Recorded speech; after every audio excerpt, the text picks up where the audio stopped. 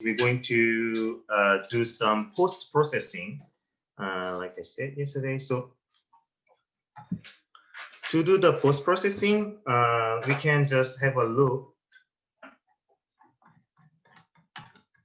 So post-processing is actually the how can I say that? It's filter of the camera. So like for example, if you do the Instagram or even these days like your mobile has a default like a filtering images or screens, something like that, right?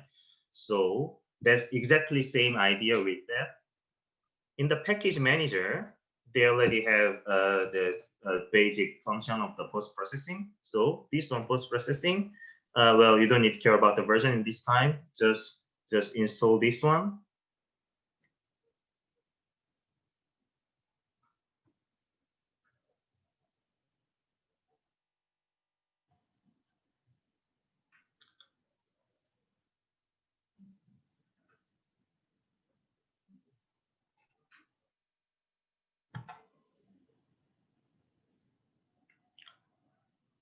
And then since we are handling the camera, we'd like to see, I mean, we don't want to build every time when we change every small things, right?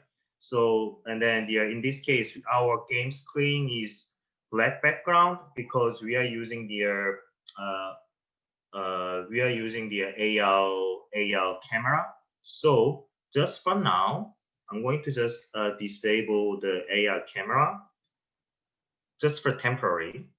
I'm going to create camera over here. And well, let's see. Yeah, okay. And this camera is very temporary. And I'm going to use like drag and drop my house over here. And then select the camera, Control Shift F to align the view. So now this is our view, well, just temporary view. So we're going, and after we set up everything, we're going to copy the settings to our AR camera. So here, first thing we need to do here is select the camera, and then let's add post-processing volume. No, sorry, post-processing layer first. So we can choose the which layer is going to be affected by the post-processing. So to do that, go to the top of the layer, I mean the inspector. There is a layer which is a default, but we need to add layer over here and say post-processing. Then again, select the camera again. Change your default, change your layer to post-processing. And go down to post-processing layer. And under the layer, select your post-processing layer. Now you are ready to use the post-processing. And how are we going to add the effect? Is there is a post-process volume over here.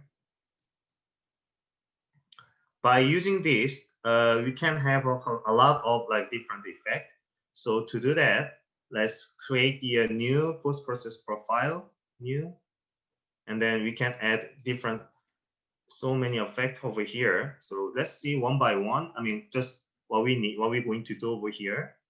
And before that, we also can check the anti-aliasing as well. So you will see the change, the alias anti-aliasing from your screen, something like this. It's like very small changes over here, but yeah, if you want to do something, yeah, you can do it as well. But I'm just going to do with the anti-aliasing, I mean, nothing. And here, effect, we can see one by one. First of all, is like ambient occlusion is going to handling about the lights and the shadow. So Like for example, change by change. Okay. Camera. Before that, let's change it to let's enable is global. So now you can see the effect. So here you can see the intensity of the shade, and you also change the color of the shade as well. And then we can add another effect is vignette. So you can have some kind of tunnel effect. Like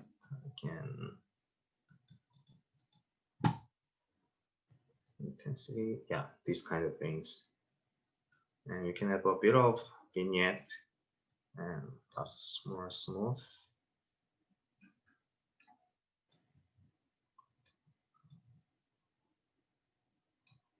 Something like that. And you also can add the bloom effect. Bloom makes your object is shiny. So like if you increase the intensity, you will see everything is bloom. So well, I mean, this makes the blooming in everything. But yeah, if you have a certain the material which is handling the blooming, is called emission. What was called material? I can quickly add the. I'm just going to do new material, and here there's emission. Yeah. If you change the color of the emission color, and then and then here is the intensity as well. And then when you increase the intensity of the emission, and if you put this material to your object, the intensity, I mean the blooming, we're going to be that object we're going to be blooming more than the others. So you can change your. Let's go back to camera. And you can change the intensity a bit, and let's add another effect. You can add where is it? Yeah, chromatic aberrations.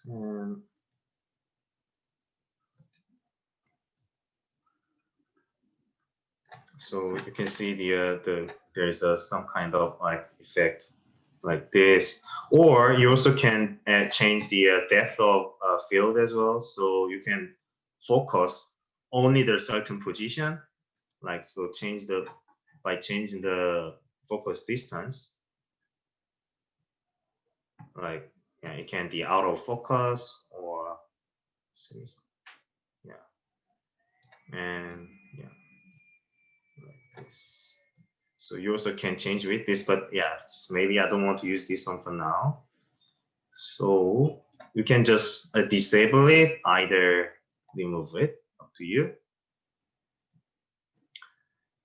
And then yeah, that's it. So if you find like your best setups, and all you need to do is actually select the AR camera. Well, you don't need to select the camera. Just select this post-process layer and drag and drop to AR camera. And again, camera, the post-process volume, drag and drop to AR camera. So, and then enable it. Now you have the exact same setups which we set up before. Everything is same. And we don't need this camera anymore. I'm going to delete it, and small house as well. This was only for to see the effect easily. So you can delete. And now if you deploy it, you're going to have the scene with the post-processing view, post-processed view.